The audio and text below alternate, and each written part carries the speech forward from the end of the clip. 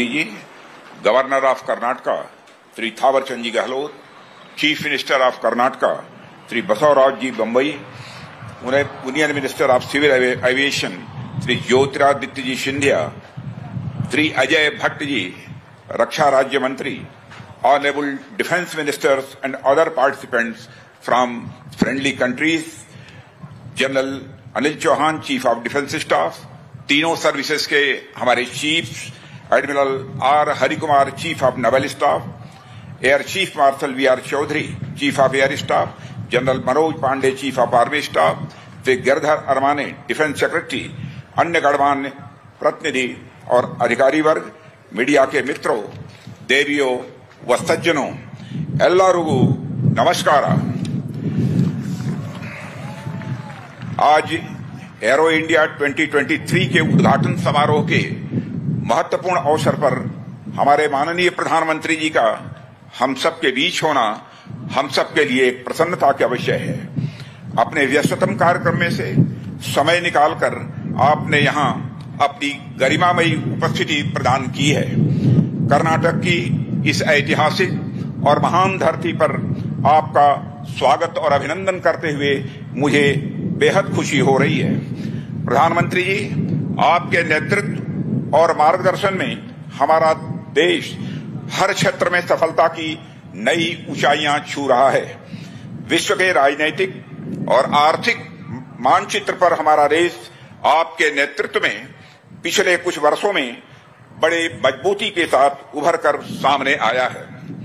Arrow India aerospace sector का showcase है, जिसकी दो इम्पॉर्टेंट कैरेक्टरिस्टिक्स हैं, height and speed.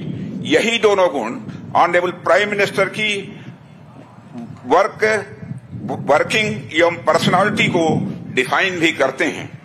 Height of integrity and commitment for India, speed of decision making and delivering results.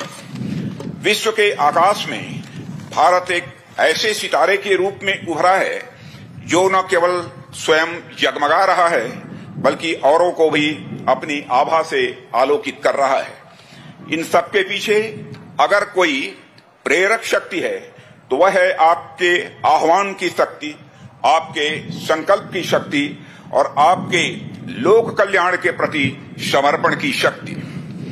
देवियों व सज्जनों, आज हमारा रक्षा क्षेत्र अपनी पूरी तन्मयता के साथ राष्ट्र के सशक्तिकरण के पथ पर अग्रसर है। हमारे रक्षा क्षेत्र ने पिछले कुछ वर्षों में एक लंबी यात्रा तय की है। इस यात्रा में रक्षा क्षेत्र ने सफलता के अनेक पड़ाव पार किए हैं, जो आगे चलकर रक्षा क्षेत्र की मजबूती के स्तंभ बने हैं।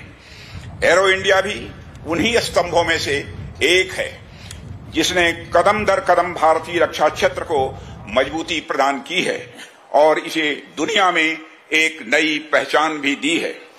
साथियों, कर्नाटक की भूमि धर्म, दर्शन, अध्यात्म, शौर्य, पराक्रम और विज्ञान की यह भूमि रही है। यह प्रदेश इंडस्ट्रियलाइजेशन में पायनियर रहा है और हमारे देश की इकोनॉमिक ग्रोथ में योगदान देने वाले सबसे प्रमुख राज्यों में से एक है। ऐसे में एरो इंडिया के आयोजन के लिए यह बेहद उपयुक्त स्थान है। पिछले एक सप्ताह में 3 अलग अलग कार्यक्रमों में मुझे प्रधानमंत्री जी का स्वागत करने का अवसर मिला है। पहला तुमकुरु, दूसरा लखनऊ और तीसरा आयोजन आज बेंगलुरु में संपन्न हो रहा है। इनमें तीनों ही कार्यक्रम इंडस्ट्रियल और इकोनॉमिक ग्रोथ से संबंधित रहे हैं, जिसमें से 2 तो कर्नाटक राज्य से ही जुड़े हुए हैं। इससे हमें क्या देखने को मिलता है? इससे यह देखने को मिलता है कि देश के इंडस्ट्रियल और इकोनॉमिक ग्रोथ के प्रति प्रधानमंत्री जी का कमिटमेंट कितना स्ट्रांग है। साथियों, एरो इंडिया का यह आयोजन देश के, विशेषकर कर्नाटक राज्य के इंडस्ट्रियल और इकोनॉमिक ग्रोथ के प्रति आपके कमिटमेंट का एक एक्सप्रेशन है। प्रधानमंत्री जी, कर्नाटक की भूमि चंदन की भूमि है। जिस तरह यहाँ के चंदन की सुगंध देश दुनिया में दूर दूर तक फैलती है, उसी तरह यहाँ आयोजित होने जा रहे एरो इंडिया के माध्यम से भारत की रक्षा क्षमताओं की प्रसिद्धि दूर दूर तक फैलेगी, ऐसा मेरा विश्वास है।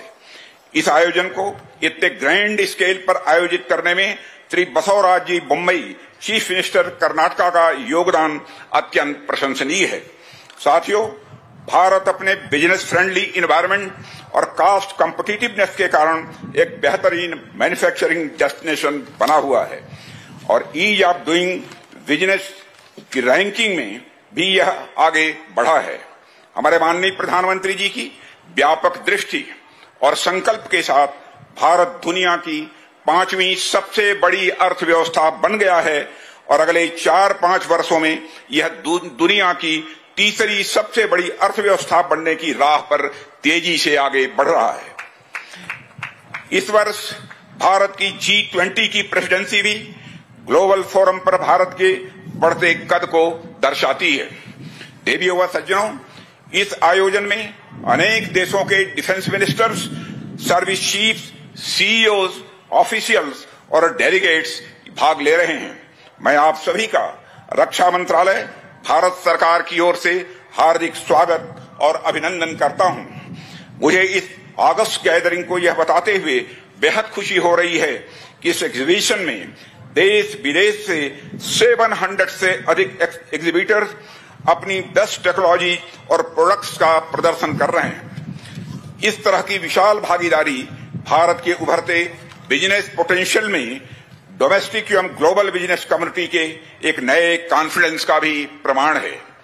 मैं आप सभी से डिफेंस मैन्युफैक्चरिंग हब बनने की ओर भारत की यात्रा में सहयात्री बनने का भी आह्वान करता हूं। अंत में एक बार फिर एरो इंडिया 2023 के इस महाकुंभ में हमें अपना मार्गदर्शन देने के लिए, यहां उपस्थित होने के लिए प्रधानमंत्री जी का हृदय से आभार व्यक्त करता हूं। अतिथियों को हमारे यहां भगवान का दर्जा दिया गया है।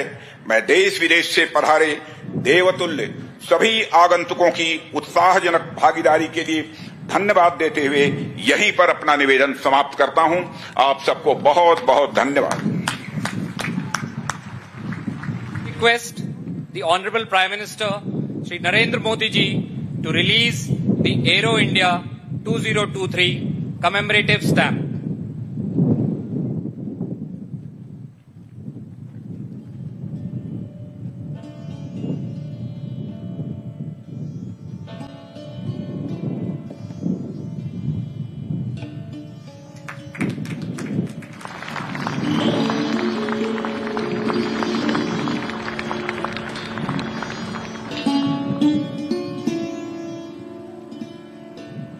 Thank you, sir. रक्षा मंत्री राजनाथ सिंह जी, मंत्रिमंडल के मेरे अन्य सदस्य, देश विदेश से आए डिफेंस मिनिस्टर्स, इंडस्ट्री के सम्मानित प्रतिनिधि, अन्य सभी महानुभाव, देवी और सज्जनों, मैं एरो इंडिया के रोमांचक पलों का गवाह बन रहे सभी साथियों का अभिनंदन करता हूं। बेंगलुरु का आसमान आज नए भारत के सामर्थ्य का साक्षी बन रहा है। बेंगलुरु का आसमान आज इस बात की गवाही दे रहा है कि नई ऊंचाई, नए भारत की सच्चाई है। आज देश नई ऊंचाइयों को छू भी रहा है और उन्हें पार भी कर रहा है। साथियों, एरो इंडिया का ये आयोजन भारत के बढ़ते हुए सामर्थ्य का उदाहरण है। इसमें दुनिया के करीब 100 देशों की मौजूदगी होना दिखाता है कि भारत पर पूरे विश्व का विश्वास कितना बढ़ गया है। देश विदेश के 700 से अधिक एग्जीबिटर्स इसमें अपनी भागीदारी कर रहे हैं। इसने अब तक के पुराने सारे रिकॉर्ड तोड़ दिए हैं। इसमें भारतीय एमएसएमईज भी हैं, स्वदेशी स्टार्टअप भी हैं और दुनिया की जानी मानी कंपनियां भी है। यानी एरो इंडिया की theme the runway to a billion opportunities, जमीन से लेकर आकाश तक हर तरफ नजर आ रही है। मेरी कामना है आत्मनिर्भर होते भारत की ये ताकत ऐसे ही बढ़ती रहे। साथियों, यहां एरो इंडिया के साथ ही डिफेंस मिनिस्टर्स कॉन्क्लेव और सीईओज राउंड टेबल, इसका भी आयोजन किया जा रहा है। दुनिया के विभिन्न देशों की सहभागिता, सीईओज की ये सक्रिय भागीदारी एरो इंडिया के ग्लोबल पोटेंशियल को और बढ़ाने में मदद करेगी। ये मित्र देशों के साथ भारत की विश्वसनीय भागीदारी को आगे ले जाने का भी एक माध्यम बनेगा। मैं इन सभी इनिशिएटिव्स के लिए डिफेंस मिनिस्ट्री और इंडस्ट्री के साथियों का अभिनंदन करता हूं। साथियों, एरो इंडिया एक और वजह से बहुत खास है। ये कर्नाटका जैसे भारत के टेक्नोलॉजी और टेक्नोलॉजी की दुनिया में जिसकी महारत है, एडवांस है, ऐसे राज्य कर्नाटका में हो रहा है। इससे एरोस्पेस और डिफेंस में नए अवसर पैदा होंगे। इससे कर्नाटका के युवाओं के लिए नई संभावनाएं खुलेगी। मैं कर्नाटका के युवाओं से भी आह्वान करता हूं, टेक्नोलॉजी को फील्ड में आपको जो महारत हासिल है उसे रक्षा क्षेत्र में देश की ताकत बनाइए। आप इन अवसरों से ज्यादा जुड़ेंगे तो डिफेंस में नए इनोवेशंस का रास्ता खुलेगा। साथियों, जब कोई देश नई सोच, नई अप्रोच के साथ आगे बढ़ता है तो उसकी व्यवस्थाएं भी नई सोच के हिसाब से ढलने लगती है। एरो इंडिया का ये आयोजन आज नए भारत की नई अप्रोच को भी रिफ्लेक्ट करता है। एक समय था जब इसे केवल एक शो या एक प्रकार से सेल्फ टू इंडिया की एक विंडो भर माना जाता था। बीते वर्षों में देश ने इस परसेप्शन को भी बदला है।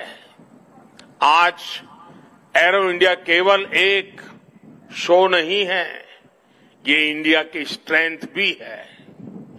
आज ये इंडियन डिफेंस इंडस्ट्री के स्कोप को भी फोकस करता और सेल्फ कॉन्फिडेंस को भी फोकस करता है। ऐसा इसलिए क्योंकि आज दुनिया की डिफेंस कंपनियों के लिए भारत केवल एक मार्केट ही नहीं है, भारत आज एक पोटेंशियल डिफेंस पार्टनर भी है। ये पार्टनरशिप उन देशों के साथ भी है जो डिफेंस सेक्टर में काफी आगे हैं। जो देश अपनी रक्षा जरूरतों के लिए एक भरोसेमंद साथी तलाश रहे हैं, भारत उनके लिए भी एक बेहतर पार्टनर बनकर आज उभर रहा है। हमारी टेक्नोलॉजी इन देशों के लिए कॉस्ट इफेक्टिव भी है और क्रेडिबल भी है। हमारे यहां बेस्ट इनोवेशन भी मिलेगा और ऑनेस्ट इंटेंट भी आपके सामने मौजूद है। साथियों, हमारे यहां कहा जाता है प्रत्यक्षम किम प्रमाणम, अर्थात प्रत्यक्ष को प्रमाण की आवश्यकता नहीं होती। आज भारत की संभावनाओं का, भारत के सामर्थ्य का प्रमाण हमारी सफलताएं दे रही है।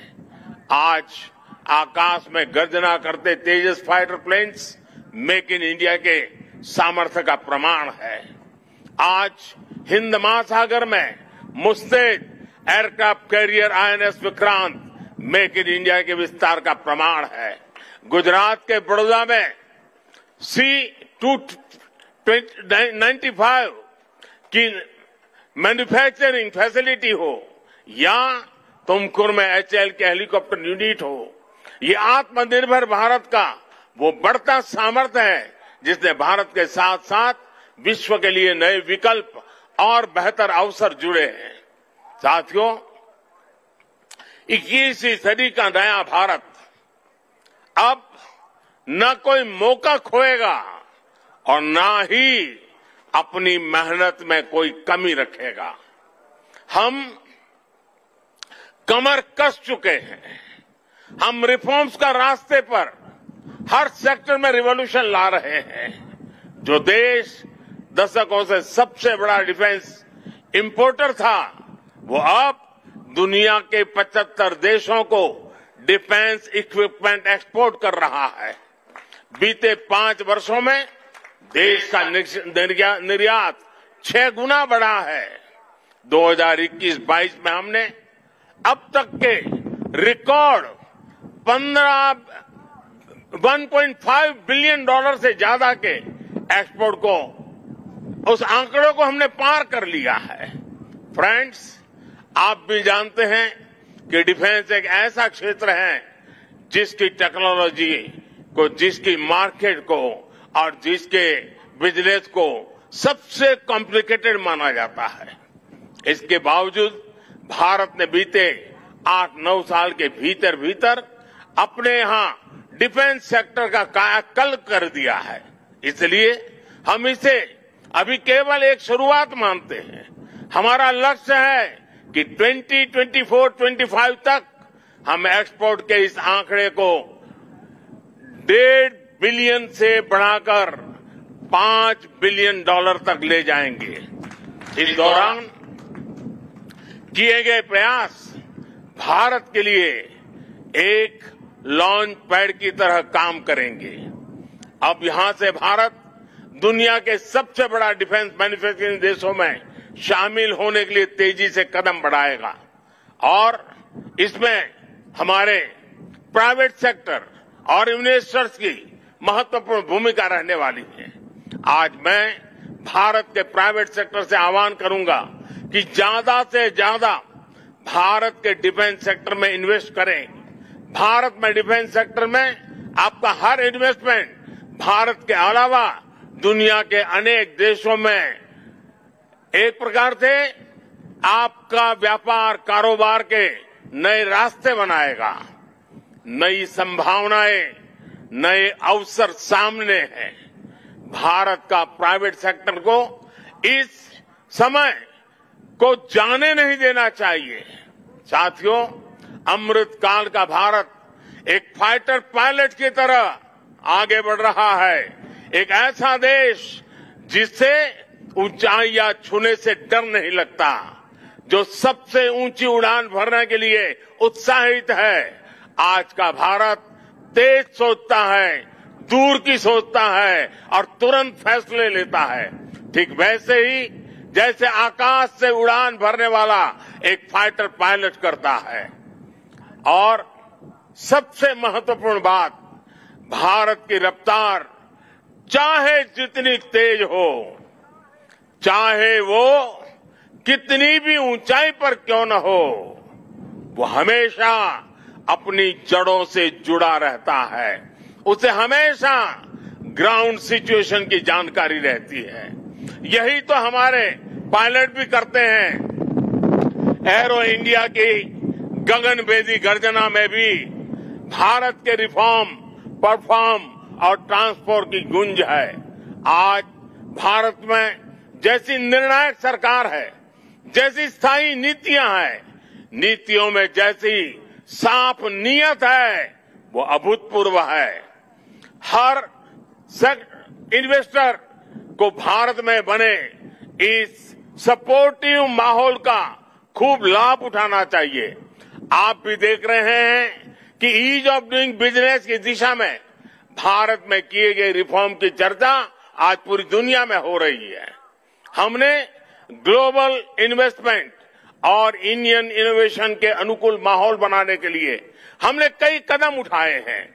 भारत के डिफेंस सेक्टर में फॉरेन डायरेक्ट इन्वेस्टमेंट को मंजूरी देने के नियमों को आसान बनाया गया है। अब कई सेक्टर में एफडीआई को ऑटोमेटिक रूट से मंजूरी मिली है। हमने उद्योगों को लाइसेंस देने की प्रक्रिया को सरल बनाया है, उसकी वैलिडिटी बढ़ाई है ताकि उन्हें एक ही प्रोसेस को बार बार न दोहराना पड़े। अभी 10-12 दिन पहले भारत का जो बजट आया है उसमें मैन्युफैक्चरिंग कंपनियों को मिलने वाले टैक्स बेनिफिट को भी बढ़ाया गया है। इसका फायदा डिफेंस सेक्टर से जुड़ी कंपनियों को भी होने वाला है। साथियों, जहां डिमांड भी हो, कैपेबिलिटी भी हो और एक्सपीरियंस भी हो, नेचुरल प्रिंसिपल कहता है कि वहां इंडस्ट्री दिनों दिन और आगे बढ़ेगी। मैं आपको भरोसा दिलाता हूं कि भारत में डिफेंस सेक्टर को मजबूती देने का सिलसिला आगे और भी तेज गति से बढ़ेगा। हमें साथ मिलकर इस दिशा में आगे बढ़ना है। मुझे विश्वास है आने वाले समय में हम एरो इंडिया के और भी भव्य और शानदार आयोजन के गवाह बनेंगे। इसी के साथ आप सभी का एक बार फिर बहुत बहुत धन्यवाद करता हूं और आप सबको अनेक अनेक शुभकामनाएं देता हूं। भारत माता की जय।